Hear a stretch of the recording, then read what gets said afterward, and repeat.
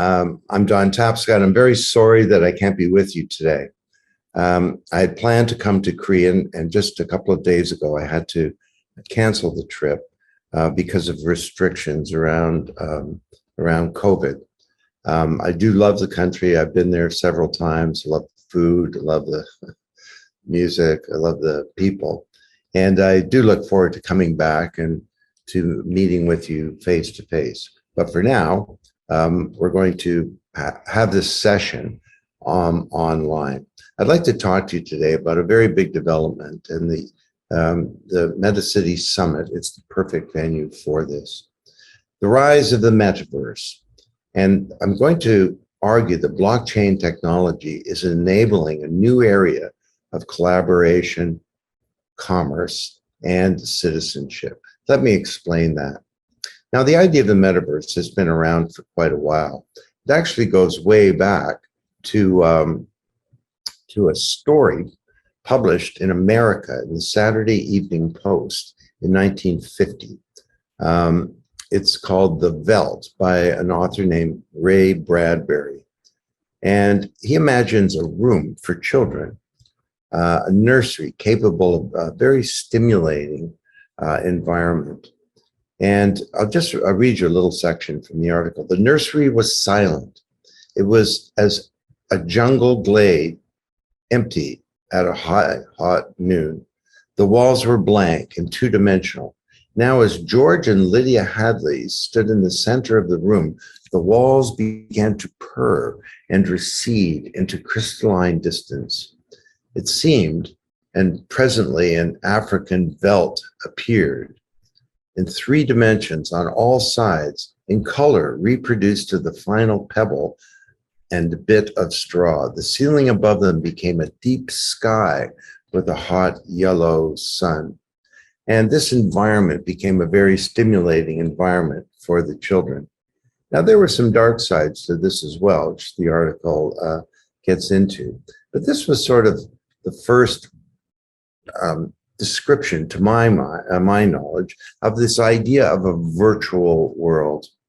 And then flash forward to 2005, and we saw the rise of Second Life. I wrote about this in Wikinomics, and this is a picture of me in Second Life, a virtual world, giving a speech. And there was you can see a screen here, and audience crowded around and was listening to me speak. But Second Life kind of petered out. And we didn't hear much about the metaverse for a long time. Now, all of a sudden, everyone's talking about it. So what's going on here? Well, there's a poll from the pandemic and the post-pandemic world for a movement into virtual worlds. Combined with that, there's a technology push coming about from a new generation of the internet. Thirdly, we see the rebirth of the metaverse enabled by blockchain technology that provides us with a whole series of technology capabilities that were not possible, but were needed for the metaverse to be successful. Fourth, I want to talk to you about the opportunity facing Korea. And finally, I'd like to discuss the issue of leadership and discuss, frankly, how are you going to get there? So let's begin. The pandemic world is creating a pull for change. The economic costs of COVID-19 are devastating on a scale that we haven't seen in recent history. The human costs are still unfathomable. And this is one of those rare turning points in history. This is a picture of the main street in Toronto during the height of the lockdown, during rush hour, but nobody was moving. And the pandemic is causing profound changes to our economy, our behavior, our society. Some leaders in governments that fail the challenge will be or have been replaced, and many institutions are being scrutinized and hopefully changed for the better. Pandemic has revealed with searing clarity many of the weaknesses in our institutions. How can it be in the United States today that supply chains is the number one challenge facing the president of the United States. This is 2021. Or how can it be that we didn't have the data, our health data was locked in silos to stop this pandemic in its tracks? And when the dust settles, as it surely will, how or should our behavior, our businesses, our economy, and our society be different? Well, the pandemic has also created a push into the virtual world. We're now shopping online. This is a photo of a company called Majuri. It's one of the fastest growing companies in America, jewelry for young women. And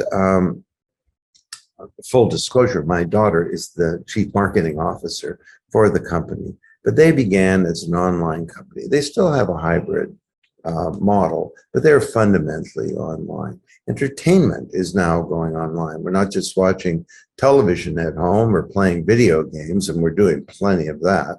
We're also watching movies, and the whole concept of what is a movie has changed, become something in many different parts. Finally, we're educating ourselves online. Rather than students sitting there in a classroom, one size fits all, listening to a lecture, we're interacting with content. And this is a long overdue change. Work is now happening online. The workplace has become virtual, and especially for young people, all the evidence shows that there's no decline in productivity. We're now taking care of our health online. We're talking to doctors and nurses. We're exercising using technologies like Peloton for cycling and for jogging, and that's moved us away from the traditional gyms. We're informing ourselves online. I said many years ago, decades ago, that the world will move away from a physical newspaper being delivered to your door. Well, that of course has occurred. Now there's some issues there, a possible fragmentation of public discourse as a result of that. And finally, we're socializing online. Now, this is a tough time to be young. High school and university students are working hard to find ways to meet new people and engage socially when they're not attending classes, school activities, or clubs. But dating apps that were once viewed as weird a couple of decades ago are now dominant, and they're no longer optional for most young people. So this is creating a pull into the online world. And we've also got big transformations happening to all of our industries. These are 7 of 30 that we're discussing at the Blockchain Research Institute. Big changes to money and financial services, supply chain, healthcare, the way that we manage our energy and our energy grids, our property rights, concept of our identity, and government. So overall, we're being pushed into the online world. Secondly, there's a pull from a next generation of technology. Now, let me just tell you a little background story on this. I wrote a couple of books in the 1980s that nobody read. I think my mother bought most of the copies. But I started writing bestsellers in the early 1990s. Paradigm Shift, that was obviously a big book, and The Digital Economy, that was the first bestseller about the web. And 20 years later, I was asked to write the anniversary edition of The Digital Economy. And I had to think about where have we been and where are we going? And the book holds up very well. The concept of the digital economy is understood by everyone around the world now, and I'm very proud of that. But it occurred to me that we've gone through a first era of the digital age: mainframes, mini computers, PCs, the internet, the web, social media, the mobile web, the cloud, big data. And now we're entering a second era where technology infuses itself throughout everything. We have technologies that learn to do things that they weren't programmed to do. We're animating the physical world as billions and trillions of inert objects become smart communicating devices doing transactions. We have virtual worlds and virtual reality. And I found myself coming to a surprising conclusion that the foundational technology for the second era was in fact blockchain, or the underlying technologies of blockchain, of cryptocurrencies. And to me, this represents the second era of the internet. Let me explain. For those 40 years, we've had an internet of information. But if I send you some information, a PDF, this deck, photograph, email, I'm actually not sending you the information, I'm sending you a copy. And that works fine for information. But when it comes to assets, things of value, things that really matter in Korea to the economy, copying those is not a good idea. Here I'm talking about money, financial assets like stocks and bonds, intellectual property, cultural assets like art or music. A vote's an asset, something of value that belongs to somebody. Copying those is not good. You don't want someone copying your vote or the song that you just recorded or your identity. And if I send you $1,000, it's really important that I don't still have the money, right? Now, cryptographers have called this the doublespend problem for decades.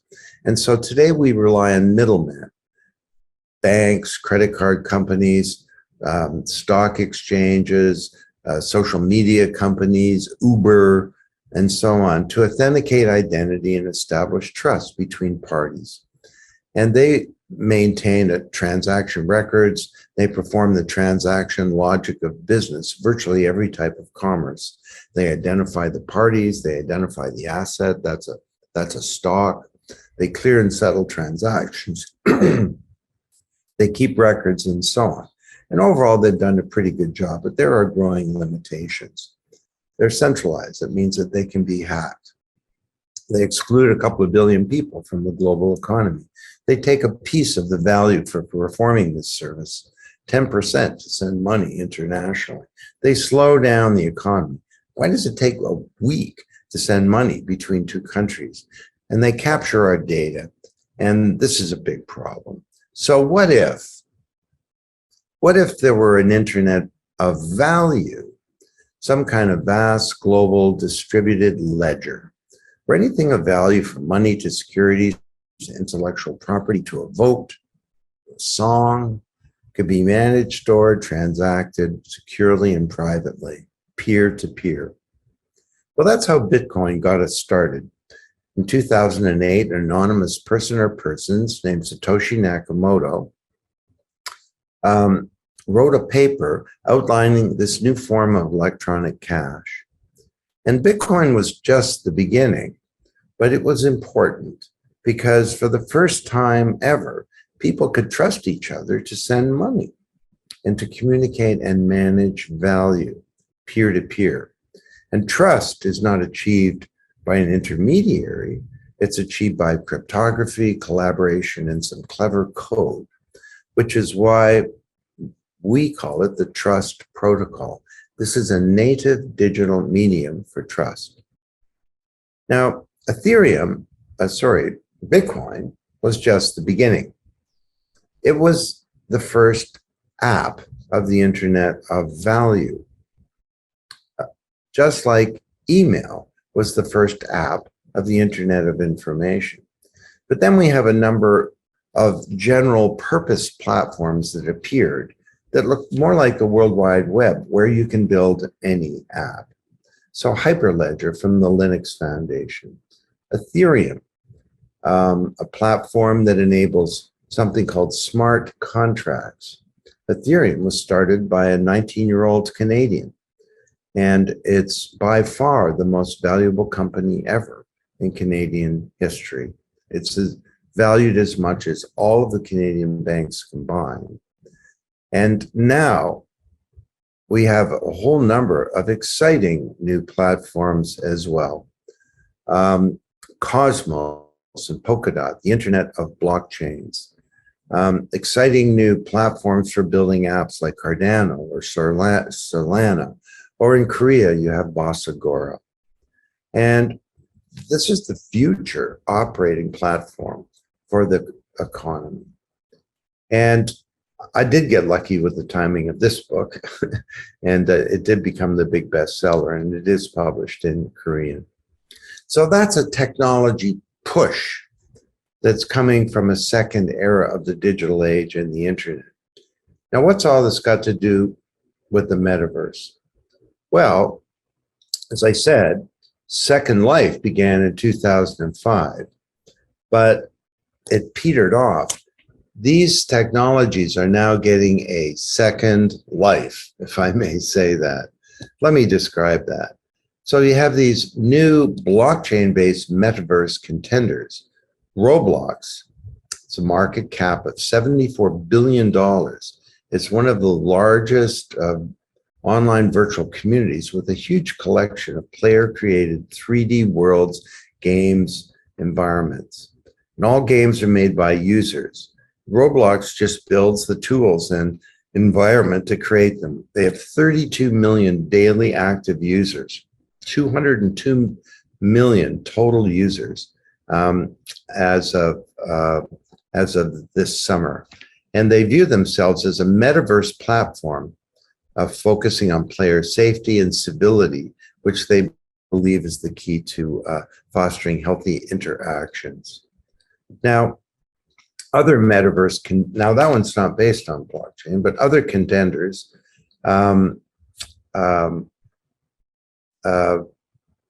include a company called Pearl Abyss.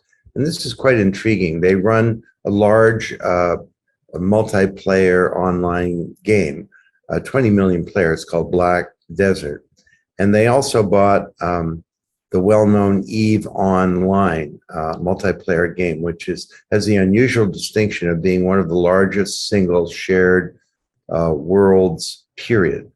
It has no shards. They don't split up the users into multiple worlds or servers. And these two just appeared without blockchain.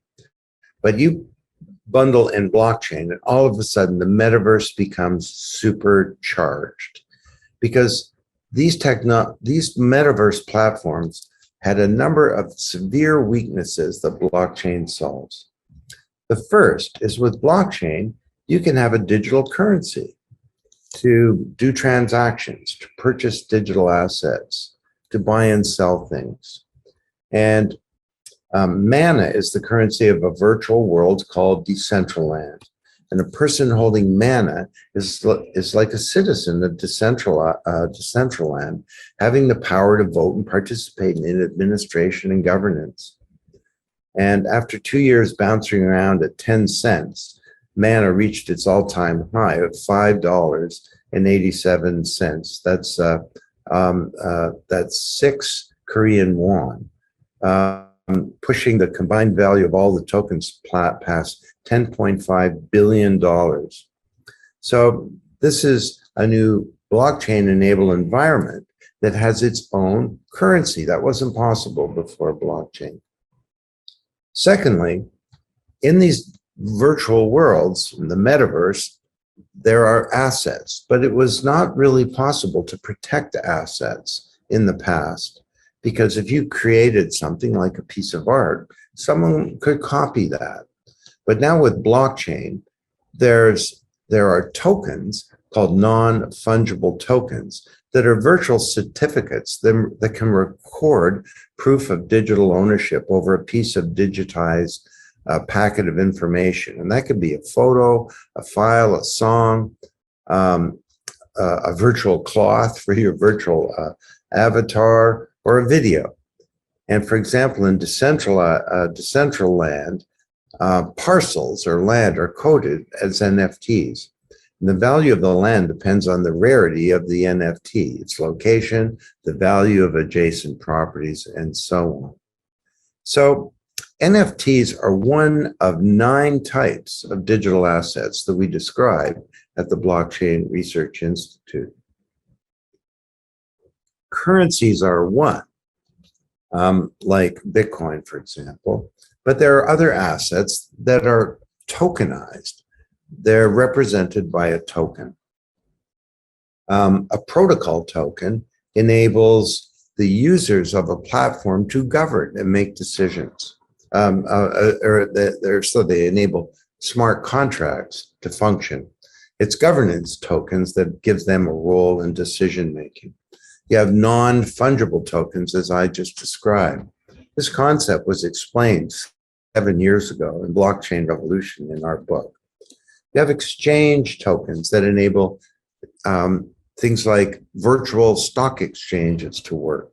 There are securities tokens that represent an interest or a share in a company. You have stable coins that are a form of currency, but they're pegged to a stable currency, typically the US dollar.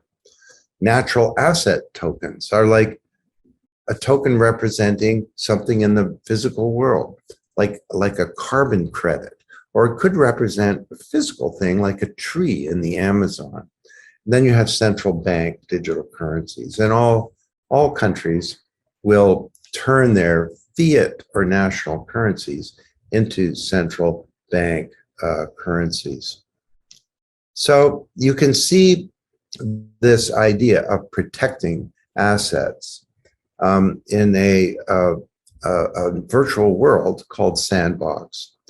And this is a vision of a 3D metaverse that's launched with an interesting collection of brands and partners. Adidas appears to own a parcel, and other notables include Smurfs, Snoop Dogg, and more.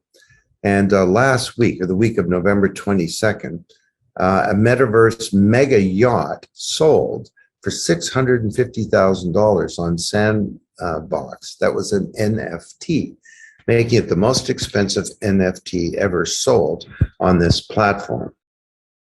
So you couldn't have that before. Engine is creating an ecosystem of blockchain and NFT powered games. And these NFTs are used in very exciting ways, from bestowing special abilities to unlocking secrets. So that's number 2. You can protect assets. Number 3 is blockchain enables decentralization. So you can now have a metaverse where there's no central power or authority that's making all the rules, that's spying on people, or that's controlling the whole platform. This is all done through software in a decentralized network. So you can have virtual currencies to print things. You can protect assets through NFTs. But mana, again, is the currency enabled that enables this platform called Decentral Land. And Decentral Land is a completely decentralized business model. So let me give you some economics on how this works. 80 years ago, a Nobel Prize winning economist named Ronald Coase asked a deceptively simple question. He said, why does the firm exist? If Adam Smith is right and the open market is the best mechanism to manage and allocate resources like people, information, money, goods, materials, why isn't everybody an independent contractor at every step in production? Why do we have companies? And he said the answer is, and he won a Nobel Prize for saying this, the answer is transaction costs. He talked about the cost of search. Imagine trying to find all the right information or people or resources to make something like a cup out there in an open market. That'd be prohibitive. The cost of coordination, getting all these people to work together to create a cup. They never met each other. That wouldn't work. The cost of contracting. Every little activity in the economy would be a contract. That wouldn't work. And overall, the cost of establishing trust. So the result was the 20th century corporation had an architecture. It was highly centralized. It was very vertical, and it was command and control. And it was also vertically integrated. Henry Ford had inside the boundaries of the Ford Motor Company a power plant, a steel mill, a shipping company, a factory, a glass company. Why? Because the cost of coordinating in an open market and transactions were greater than the cost of doing things inside the boundaries of Ford. Now, in 1993, I said, well, I think networks are starting to make the boundaries of the firm more porous. I called it the extended enterprise. Then we saw the rise of the internet, and companies began to outsource. Cisco, the mantra was focus on what you do best and partner to do the rest. For a while, Cisco Systems became the most valuable company in the world because of a business model. They look more like a network. Now, what happens when you see the rise of blockchain? Blockchain is demolishing these transaction costs, and companies can still be vertically integrated, but there's a rise of a whole new kind of way of creating wealth and orchestrating capability in society. And it's called a decentralized model. And you can see this today. Have you heard of DeFi, Decentralized Finance? This is software on a blockchain replacing everything that banks do. And this is now the fastest growing technology industry in the world. You've heard of Fintech. Well, Fintech is a tiny thing compared to DeFi. Fintech is just putting some icing on the existing cake. DeFi is about building a whole new bakery and a whole new concept of what is a pastry. And DeFi is exploding right now. It basically didn't exist a year ago, and it's taking off. Now, how far could decentralization go? Well, in the book Blockchain Revolution, Alex and I described something called a decentralized autonomous enterprise. Shortly thereafter, an organization called the Decentralized Autonomous Organization appeared. This was a venture capital company that had no CEO and no management. It was a bunch of software on a blockchain, and it raised in a crowdfunding campaign. This company made of software raised $170 million. Now, it's not a happy ending because there was a flaw in one of the smart contracts, and a hacker was showing the ability to steal some money. So they had to give the money back. But this existed for a while. So the whole architecture of the corporation is changing. And that is a huge driver and enabler of these decentralized worlds. Again, it's called Decentral Land. And in June, Sotheby's, the world's oldest auction house, opened up a digital replica of its London galleries in Decentral Land. And the structure features all 5 ground-level gallery spaces, as well as the figure of Sotheby's London commissionaire, Hans Lodimer, on hand, and he's there to greet people as they come in. And so this is all something that exists. It has its own currency. It's had NFTs, and this is an image of an avatar of me standing in front of Sotheby's in Decentral Land. There's no overall central corporation driving this whole thing. And that enables a whole number of benefits to people in the virtual world. From October 21st to 24th this year, Decentral Land held the first Metaverse Festival, and it attracted 50,000 people, virtually attendees. And they claimed 11,000 unique digital NFTs. The company also said it gave out 50,000 proof of attendance protocols in the form of NFTs to participate. And they said that they're bringing this back next year. So that's a powerful thing. The fourth thing, the way that blockchain is helping make metaverses work is it enables us to recover our digital identities. And this is so important because today we have a virtual image of ourselves, a mirror image, and that the virtual you may know more about you than you do because you can't remember what you bought a year ago or where you were a year ago, what you said a year ago, what medication you took, what diagnosis you had. And the problem is that you create this data from your behavior and your movement and your body and your writing and transactions, but it gets captured by a small handful of landlords and big companies like Google and Facebook and so on. And imagine if Facebook is the one to create the metaverse. They're going to be capturing all this data, and that's a big problem. So in North America, NASDAQ, the big stock exchange for emerging companies, almost half of the value of NASDAQ is owned by 5 companies.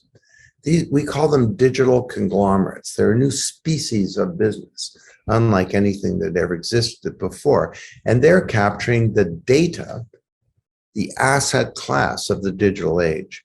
This is a big problem. You create the data, they capture it. That means you can't use the data to plan your life. You can't monetize the data, and they're becoming wealthy, you're not. It means the data is not secure because it's on central servers and it will be hacked. It means that you can't aggregate the data in a pandemic. It also means that your privacy is undermined. And people say to me, well, Don, privacy is dead, get over it. This is stupidity to say that. Privacy is the foundation of freedom. You know this in Korea, that we need to get our data back so that we can manage our virtual identities for ourselves. And blockchain is so important, and because it enables us to have a metaverse where as citizens of the metaverse can capture their data into a self-sovereign digital identity. And all this transactional data is swept up and it becomes part of your identity. There's another reason why this is so important, and that's because we need to have virtual worlds where the users create the rules and whereby we know what the rules are. And imagine a metaverse created by a company like Facebook. You don't know what the rules are. In the physical world, we do. So this is a little thing I just picked up off my desk. Okay, I'm holding it with 2 fingers. I'm going to open up my fingers. What will happen to this? Do you think it'll go up? Do you think it'll go sideways? Or will it go down? Well, let's try it. It went down. There's a rule there. It's called gravity. But in the virtual world of these digital conglomerates, you don't know what the rules are. So you search on Google for a video, very strange. You get YouTube videos owned by the same company. You're on Facebook and you put a URL in a post that takes people to another platform. You don't get many likes. I wonder why. Maybe there's an algorithm that says something with a URL, we don't communicate it very broadly. So this is about not just about privacy and the right to own our data and to monetize our data and so on. It's about the autonomy of the individual. And we can now have a metaverse where we can capture our digital identities and have our autonomy back. So this brings me to our forum today, and I'm very, very excited about the metaverse in Namnanju City, and we're going to be hearing later from Boss Agora and the mayor and others about this very important initiative. And the forum will cooperate in operations for the development of this ESG MetaCity Namnanju platform and the creation of a digital ecosystem for sustainable projects and for the city's administrative development. And I'm very excited about this, and I look forward to contributing. Why should you care? Well, first of all, you build the first big metacity where government services and other capabilities are implemented. You have the potential to become the Silicon Valley of the second era of the digital age. Where will Silicon Valley be? It won't be in California, United States, I don't think. Could it be in Korea? This is a new technology sector, and you build the new Silicon Valley, you get jobs, you get tax revenue, you get the ability to create wonderful urban centers. But this technology is not just a sector, it's the basis of all sectors. Something like this can help a country develop prosperity overall, to reinvent its financial institutions, to transform supply chains, manufacturing, and other things. Thirdly, a metaverse like this can help build a new era of democracy. Let's face it, all around the world, democracy is in trouble, and we know that.